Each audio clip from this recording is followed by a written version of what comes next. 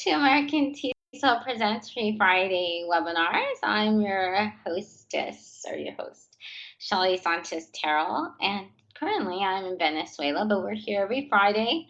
Well, except for last, we were here Thursday, but pretty much most Fridays. Um, and it doesn't matter where in the world I am, I tend to be here. So we've been doing this 4 years. We have all the recordings, they're free to attend. If you're part of American TESOL organization, you can even get a certification uh, as an ESL tech. So, and that's part of what we're doing right now too, is the ESLtech.com. And you can bring friends at all times. So they can see me live, and if they missed it, that's okay, because that means that you can watch the recording and you can still get a certificate of participation. Just come to shellyterrell.com webinars and you'll see what we are doing. Today we're going to talk about digital research, and I actually had to do this live for teachers in Venezuela today. And the thing about it, they were just so amazed, and the reason they were so amazed is because a lot of us, unless you're very active like I am, and Peggy Georges, who's in the audience, you don't get to practice being a digital researcher. But see, for me, I'm always writing books, I'm always creating presentations. So every single day I research. And for me, it's very important that I find the best and quickest way to research. And information is so valuable to me. And I have to make sure, because I'm training teachers and because they're getting certifications like you are here today, I have to make sure that that research is good research. I need to make sure I get primary resources, and I need to make sure that I cite things correctly. So with that in mind, it's important for us to think about how our devices and even our laptops have impacted, and different apps and things.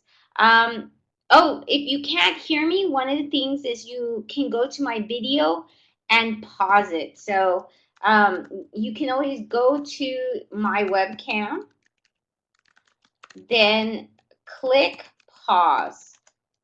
And then when you click pause, it should work well. But one of the things you can do is to think about how our devices have really impacted the way we learn, because researching books is something that, yes, we can do still and go to libraries, but for our students, learning with a device or learning on the computer is quite different. It's not the same anymore.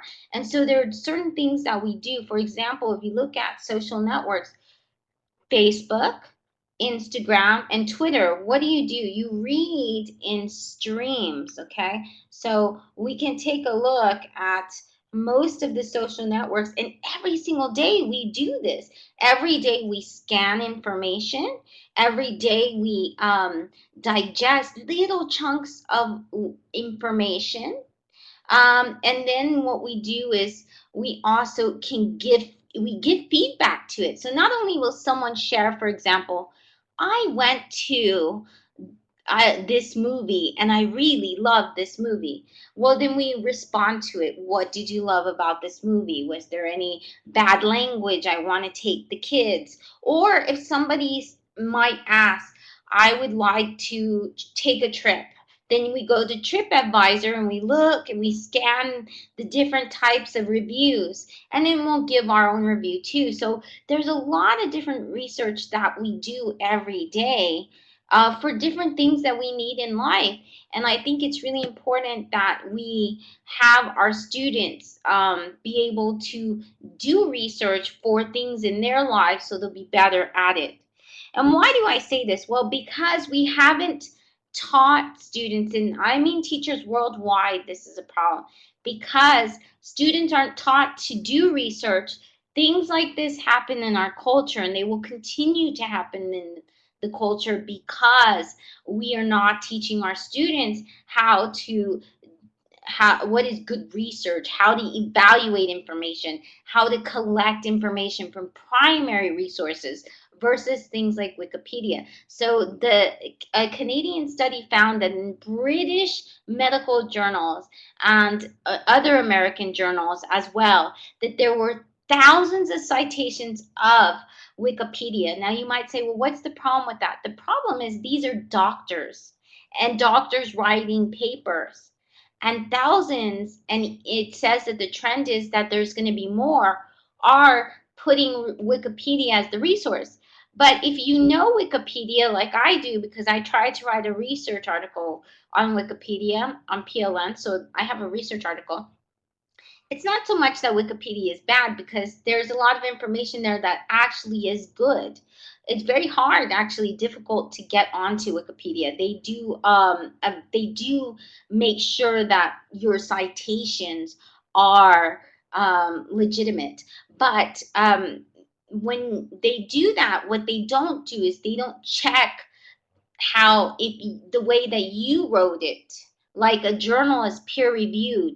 They make sure that when you're writing, whoever writes actually is not trying to put it in a different favor or opinion, but that they give you real research. So with Wikipedia, the problem is that the doctors aren't going to the bottom and just clicking the primary resource, because if you're on Wikipedia, then you know if you scan down, all the resources are in the bottom and they actually have a link. So it's important that we teach our students. Now, this is one of my favorite, and I know it says for kids, but I really love this infographic from the Kentucky Virtual Library, because it's like an infographic.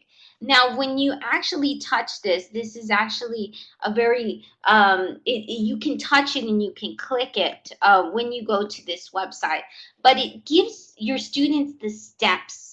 And that's what I love about it, because it kind of acts like an infographic too. But it says the plan. So let's say, for example, how do you use this? Well, let's say you're giving your students, you can give them plenty of different projects. Let's say you're giving them a research paper where they have to research animals. Let's say that you're having them write an essay. Let's say you're having them do a poster project. Let's say you're having them write a digital book or a book about something that they observe. So there's so many different projects, but every project needs research. So that's why this is so important. It tells them plan one, and then it has them go, and it tells them about how to be a good researcher, how to search, how to create keywords. Why are keywords important? Now, one of the important keywords for a digital language is a hashtag. I forgot to write that in. I actually took it out and meant to go put something else on it. But hashtags are a great way to search information and find primary resources. You can find bloggers on a certain topic. So if you want to do something on science, if you do bugs, if you put on in Google, if you Google something like spiders, but then you put a hashtag like arachnids or something, you're going to find better information because you used a hashtag. You can have keywords and phrases. Over here, it also says step 2, search for information.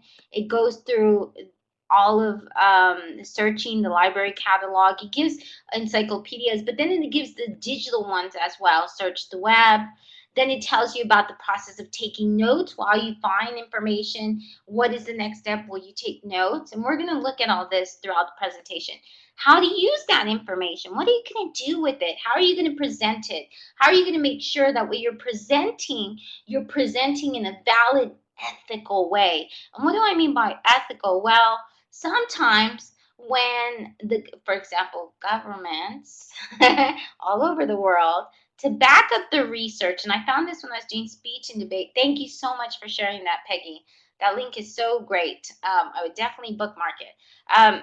So when you look up the information, a lot of times, if there are lobbyists behind a research, then then the researcher might take a statistic and paint it in a very different way than, for example, if it says 60%, they noted 60% of the ozone layer was gone, then a researcher who is not for that might say, Well, we realized that only 40%, and how do you account for the 40%? So they'll present the information in a different way. So it's important that our students realize how to evaluate information and how to put in their own words and what it means. So research, we can take away all the books. And why would we take all of that? Because you can put them in, a lot of them have been actually available as ebooks, as articles. There's YouTube that shows some really excellent, there's the science, Melody Sheep does some science videos that are really amazing. Neil deGrasse Tyson has some wonderful things. There are infographics that are very visually friendly.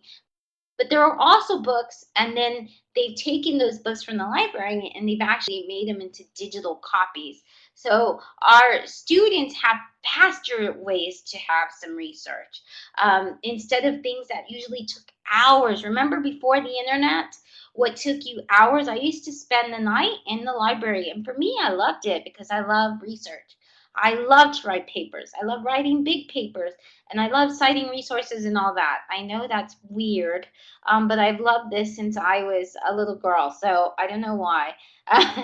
But for me, I get really excited when I know, when I use a search term or a keyword and it yields the right results. So then I know, wow, I'm very good at these different search terms. And I like to teach my students that because it makes it quick and fast. And what took hours now can take literally 5 minutes. So let's go through this process. Well, let's look at note taking and brainstorming. So this is actually a Flickr picture from Claire Thompson, and she's showing it of her fourth grade son. So fourth grade in the U.S. is about 11, 10 years old, okay? So he's doing his research project, and he has these little Post-it notes. Well, we've already done a webinar on note taking. So in that webinar, we covered things like Padlet and Linolet, where you can have sticky notes. And one of the other ones I want to show you is a sticky note through Diigo. Now, all the tools that I'm going to show you today are free tools, but that is now a visual way to have notes. Now, what was the problem with the previous slide? Well, you can type in the chat box. Why would it be great to have a digital, the digital ability to have sticky notes versus doing it this way? What is the problem with research that is like this? And versus research that is like this. And remember, these are all digital tools that we do. Yes, you can access anywhere online. And this is very important. When I was taking my master's, I was traveling a lot, and I was actually in Barcelona, and I had to go. I went all over the city. My flash drive didn't work. I had to turn in a paper. I finally was able to find a McDonald's. And McDonald's everywhere in the world has usually Wi-Fi and internet. So that's something, that's the only time I ever go. I don't have kids, so I don't usually go to McDonald's. And then, so I went, and I was able to access my Diigo bookmarks from there. Anywhere that I can access the web, in the internet. And now I can even carry them because Diigo has a free app. But Diigo does some really exciting stuff. One of the things it does is lets you add sticky notes to websites. It lets you highlight. You can actually highlight entire paragraphs. You can write a note and then you can share it with others. So if you had students, then your students could get any web page and add a sticky note to it. And it doesn't affect the web page. It only is visible to those you want it to be visible to. So Diigo is also a bookmarker. So what it does is it's like your favorites. When you do have favorites, then that's very good. No, they don't lose power batteries, but you can't take books with you everywhere. Imagine if your students had to take this many books. And also the other thing is that when you're inside the library, for me, there were some books I could not check out. You can't check out your, for example, you can't check out your encyclopedias that have information. So now it's really great because what I do is I actually, I'll show you another tool called Evernote. And I take pictures of what's on the web page or what's on the page. And then I can easily take the citation. So it's really great. to have these different tools, because you don't ruin the books. You can still annotate and write, but you still have your research with you. So when you need to reference it, when I need to go back and I need to write my paper, I have it with me. So it's not an argument between whether books are good or not, because the books are online as well and they have great information. What it is this is how we learn. This is how our students learn. And so it's important that we teach them how to learn this way, because our students don't know. They don't understand the mobile apps, the web tools, the software, or the browser extensions that will make their life easier, will make them better researchers. And I have found that my students now, they don't go to Wikipedia, but they go to where I curate information. So I'll show you that in a little bit. So one of the first things to understand that's going to make your life easier and your students' life easier, get the extension. An extension is on Firefox, it's on Safari, it's part of your browser, it's free, and there's tons of them. Mine is on Google Chrome. That's what I prefer to use as a browser. And what it does is basically my Digo is here, my Flipboard, my Pinterest, all of this. It makes it quicker to find a resource on the web. Here's one of the ones that I really like. So I'm going to make this a little bit taller so you can see it. I'm going to zoom it in a little bit. But this particular one is actually called Cite This For Me.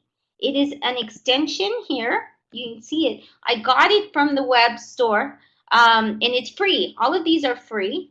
And what it do is, all I do is every time I come to a website, I click on it, and I can choose APH, Chicago, Harvard, or MLA, and it automatically does it for me.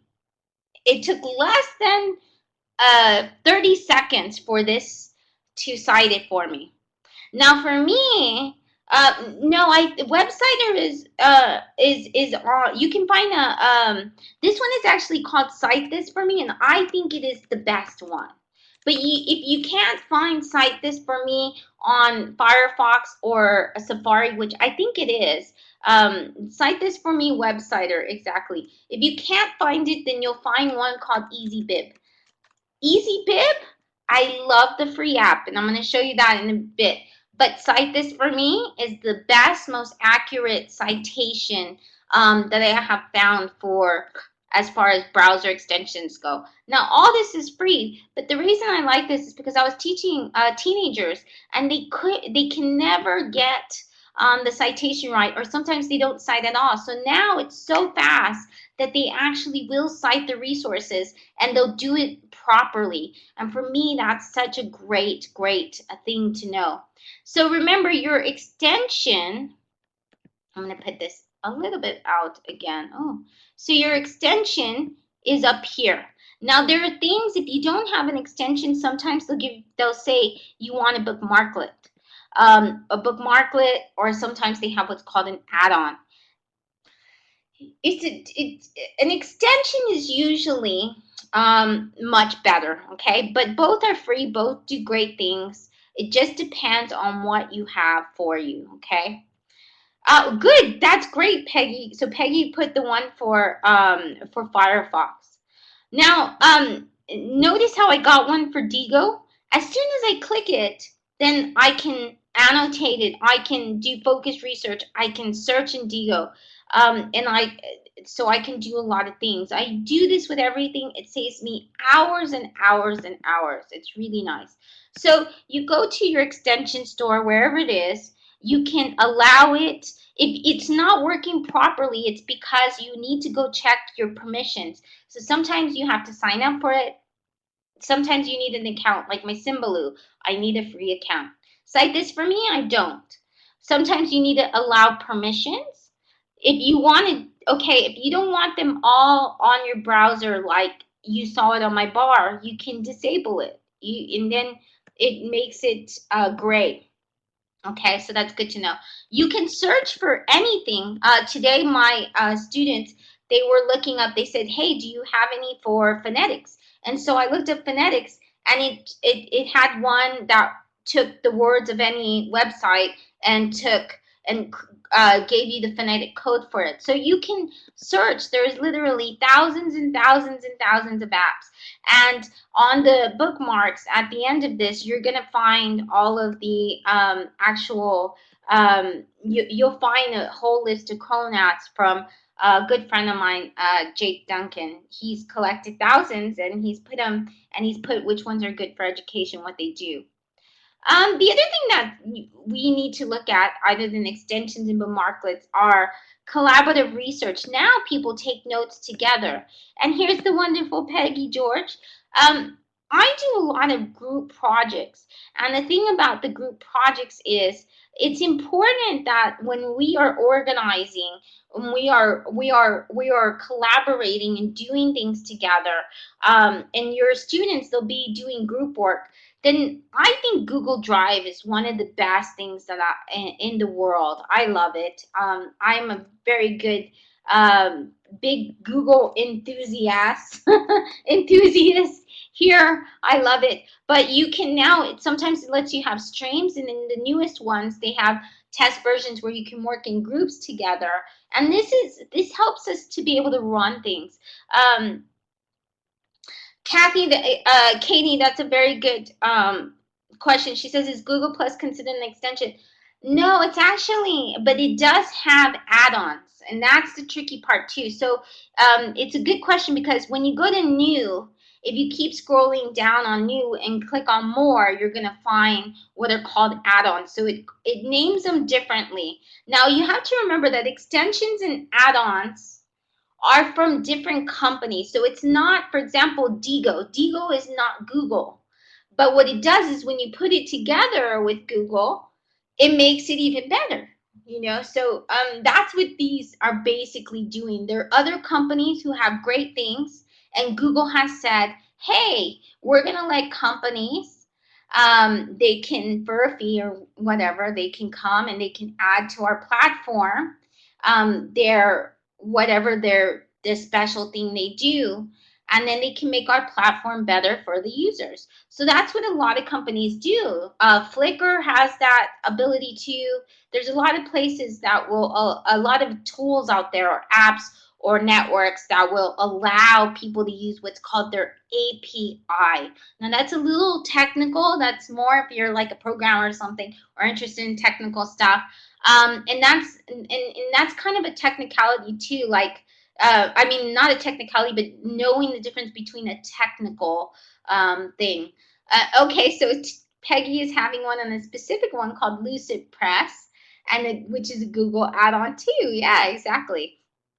So it's just basically the language, and it's more of a language of coding and programmers who have come up with these different types of add-on, extension, and bookmarklet. All of those three are they're the same. They do kind of the same thing. They make your whatever your tool, like Google Docs and Google Drive, so much is so incredible. Um, but they're different because they're from different companies too. They're not part of the actual Google platform. Sometimes they are. So here you can see that it gives you the activity. We can collaborate on documents together. It gives students, actually, students who get onto Google Drive now get unlimited storage. So they can have like 1 trillion bytes of information. They can store all their papers and research. So a lot of times we have things where we peer edit. You can get on a Hangout and you can actually peer edit. You can work on papers and spreadsheets and presentations offline, but you actually have to enable that. You have to go into Google Drive and you have to enable it. It does, anyone can go now. You don't have to have a Google account to be part of Google collaboration. You can allow other people, even with a regular email address, to be part of it, which is really quite a phenomenal thing. It used to be that you had to have a Google account. Now, I think that Google accounts are wonderful, and I would suggest everyone have one actually. But that's my personal preference. So another way that we can do research is through visual mapping or sketchnoting, and we already have a presentation about that, so you can go and look at that. You'll find that in the bookmarks for this presentation. Poplet. Poplet is where you can start with little kids. Poplet.com, it's free. You can do a content map. You can add videos. You can add drawings. You can add things from Facebook, YouTube, Flickr. And the web version, which is free, allows collaboration. So you see all of these purple, black, red, those are different students all on one cognitive map. But that's only the web version. There's a free app, an iOS app, but that one doesn't allow collaboration. I think you might have to pay for it to do that. So the other part is your course content. So now that we have these digital research tools, how are we going to get our students to read something like this or research? Course content has changed quite a bit because now you have things like Flipboard. Flipboard will take, you can go and you can create these digital magazines that make the resource look very beautiful. It's very easy to do. So there is an extension for Flipboard, and you can find, for example, the Guardian articles, or you can find books online, and you can go and you can add this onto a Flipboard magazine. You can do videos, infographics, and then your students, you can make basically a digital magazine of your subject and have information from different resources. You can do this for science, for math, geography. There's lots and lots of ways to do it. Flipboard, and it's so nice, and you can read it on the web. And it makes it to where your students will actually read your content. So that's what I like about it, because Flipboard looks so beautiful and nice that your students want to. They can even make a class one where they add the content too. You can ask your students to be part of the magazine. Their blogs, you can put their blog feed in, and then their blogs will be part of a magazine. So you can use it in lots of ways. Pinterest. I get my students to do Pinterest, and this is what I'm talking about. So think about Pinterest. When you want to make a recipe, let's say you're trying to look for a dinner recipe. Do you go to Wikipedia? Let's say you want to do something in the house. Let's say that you want to fix a door, or let's say that you want to build a shelf. Where do you go? Or let's say you want to sew or make a craft. Do you go to Wikipedia? Do you Google it? A lot more people are now going to Pinterest. So I actually had my students, that's what we do in my course. We use Pinterest. I invite them to the boards, and for each week, we have a board on a topic or a theme. And all my students, we get together, and that's where we go. So my students actually go to my pinned resources and their pinned resources to learn. They don't use Wikipedia and they don't Google it anymore. So if you use these curation tools, these are called curation.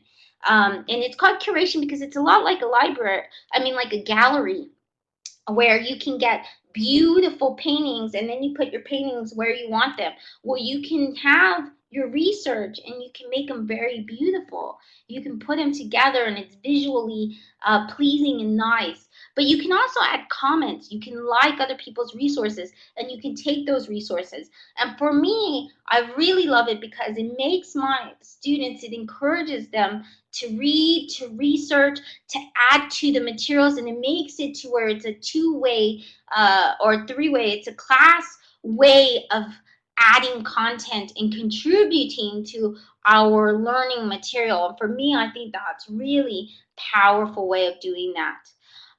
We also, one of the ways that you can do this is with EduClipper, educlipper.net, and it's a free app as well. And the great thing about Pinterest is it works on anything. But EduClipper is the Pinterest basically for education, but it does so much more. You can grade, you can have assignments. It's made by my dear good friend Adam Bello here, who's really amazing, has done a great thing with the platform, and you will love it. When you use it, you can give research to schools. Um, Oh, that's a good question. Peggy says, "Do you know schools that have YouTube blog can view the videos in EduClipper?" I think actually I don't know. That's a very very good question. I don't think so. Actually, I think it would still have the same block unless it was taken out and actually downloaded. Now, I do know that it would be safer if you're showing it through EduClipper because if you have the video here, then you take out all the comments and all that other stuff. So it makes it nicer and safer for that. And when you find out, let me know. That's something good to know. The good thing is that you can give homework this way too, or assignments. You can give research, and you can upload your instructions, and you can have it all in one board, and you can assign it to all your students, and they have everything in one place. They have your rubric, they have your materials, they have where you want them to do the research if that's what you want to do, and then they can return in the work to you as a board as well. They can have their haiku or their presentation, they can have the research that they did, they can have their evaluation sheets, and they can turn it into you. So I think it's a really powerful way to do research. Live binders is another way to do this. You can actually, so there's a lot of materials. I don't want you to get overwhelmed. I'm just showing you possibilities. Don't worry, we're going to have this as a recording and you get the slides and you can go back and take what you want. So what I want you to do is just think about 2 or 3 of the different things I'm sharing and take those 1, 2, or 3 things, try them out, and then you can always come back and try something else out if it doesn't work, or if you loved it and you want to, you can try it. Evernote is another note-taking tool. You can draw. You can record your audio. So if you wanted to do field research, Evernote is really wonderful. And if you use poststatch.io, it takes anything in a folder and it automatically puts it in a blog. So you don't have to have that extra step of creating a blog. It's already made for you. And in fact, that is the new way that I'm doing my research for my doctoral thesis. I'm actually doing the research now. And when I find like a podcast or anything and I want to add my thoughts, and then it's automatically, you can see this, it's on digital culture actually, and it's called bite sized, I just started.com. So I didn't actually have to create the blog because poststatch.io just takes whatever I put in my folder in Evernote and I say what folder it is, and I actually have to tag it publish, and that's when it'll publish it. It won't publish it just, I have to tag it publish, but it makes research so much better in publishing that research. So I can go back, I can search that research, I cite things with cite this. It's such a great way to do research, and it's really helped me to be able to process the information. I feel like my brain can do it a lot better, and I think for students, they say the same thing, that it's really much better and easier for them to take this difficult information. Sometimes they have to do really scientific. They have to have a lot of I think a lot of higher order thinking skills, and sometimes the all the text or all the information is too overwhelming, or the vocabulary is much higher than they're used to. So these are great ways to really help them get into the research and really not feel like their brain isn't going to be able to handle it. So I really do think it's great. Students can create graphs, charts, or infographics, and there are a lot of tools to do that. If they take a Google form and do surveys, Google will automatically create a chart for it. So this was actually a form that I asked for teachers, and it automatically did this for me. I didn't have to do it. I didn't have to create this graph. But then I can take all this information, I can take these visuals, and I can add it to my own infographic if I would like. So there's a lot of things that you can do now that you have the research. The last kind of part of the research is, how do you present it? Well, you can present it in a poster, a book. You can present it in a newspaper, infographic, tutorial. There's some great places to have infographics. Canva.com is a free way to create an infographic. Pictochart.com is another great way to make infographics, and these are free tools to do that. Thinglink.com, you can still make one. Here is one where the idea is they have to research their favorite player, sports player, and then give information. How many goals? When was the highlight? Did they win any awards? What is part of their autobiography? And so you give these little spots and you can add the data and information. Or they can put it in a book. The best way to make a book is Book Creator. It's free for Android and it's also free for iOS. But the great thing about it is when you use it, then you can go and you can, here, this is fifth graders. And so what they did is they made this book and here we have these seventh graders in Florida. And they did research about the creatures and plants around their area. And they made this book for the community. And they actually charged. You can charge if you want. But when you charge for it, they raised money so they could get technology in their classroom. So the research can really go to really help people in the community. It can be something that other people would really be interested in. Like, for example, what are the plants when you go hiking or nature? And then they can download this book that seventh graders made. And that's really powerful when they see that the research is being used, when they see that it helps the community, when it's like, wow, I took part in creating that app. And for them, it's very empowering. So part of this too, where do you put it on? Well, you can do it by putting it in a virtual learning community or virtual. So it's good when you're dealing with technology and you're dealing with research and all of this to have a learning space somewhere for your students. Even when I was working with 4-year-olds, I had a learning space for them. I started off with the wiki, and I felt like a wiki and kid blogs it was, and the edu blogs was really safe for kids, so that's what I used. Now getting older, Schoology and Edmodo, and people say they love Schoology. So these are the kinds of things that you could do with your students. Yeah, it's called the Book Creator app, and I'll show you what all that looks like in a bit. And well, I'll give you the resources to that. So these are just virtual communities that I have. And finally, the last part with research papers.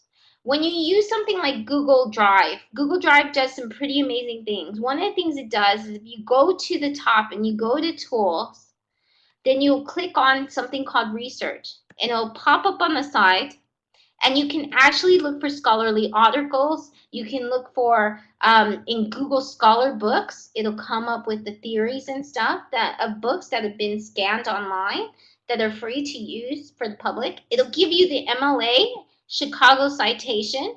It will automatically put it in your Google research paper here, and it'll even put it as a footnote. And the other great thing is it lets you find images and it'll even get you to cite the images. And finally, I want to show you the EasyBib app, which when you scan any type of books ISBN, it automatically gives you the MLA, APA, and Chicago citations.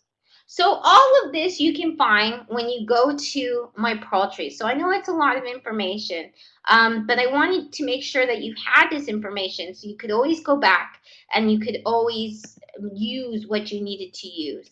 Now, all of this is part of the digital research, all the bookmarks, and then you can find the rest when you go to these other Pearl Trees that are within that. And my book, Learning to Go, of course, you can find a lot of the research activities. You can find the observation logs that I've created. You can find research for when students are doing podcasts and they're reporting the news. You can find lots of graphic organizers, and you can find rubrics on how to do it as well. So I'm going to go ahead and leave you because this is running a little long. But you can find all my tweet me. You can find me on Google Plus and Facebook, and you can definitely email me as well at Shelly Terrell. So thank you so much for coming today. I know it's a lot of information, but I hope that you were wowed by the possibilities of how exciting digital research is with digital devices. I think that it's one of the most amazing ways to get students involved in their learning. And once you show them the great skill of research, it makes them curious and hunger to gives them autonomy. It makes it to where they can research anything throughout their lives and they can do it in a great way and they have the tools to do it effectively.